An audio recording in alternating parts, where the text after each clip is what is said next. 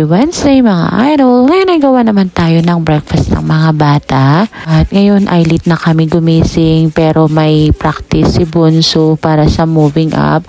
So ito, grenade ko muna itong apple. Yung merong matira dyan, itatabi ko para sa juice mamaya. So pagka-grate ko ng apple, at saka naman ako nagdagdag ng oats na plain at saka yung flavored oats na chocolate. At dito pala mga idol ay naglagay din ako dyan ng dates. Ayan na yung magiging sugar niya. Ako naglagay ng fresh milk at saka pinag-combine ko lang lahat. At nung okay na, ay saka ko naman niluto ng dahan-dahan.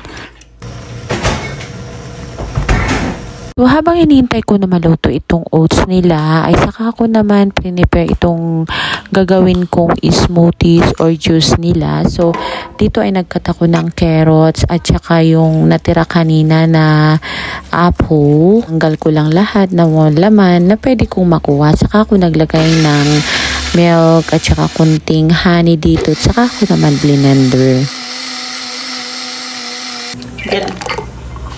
So, ito na, ready na ang kanilang breakfast. Apple and carrots smoothies with simple apple, dates, oat milk.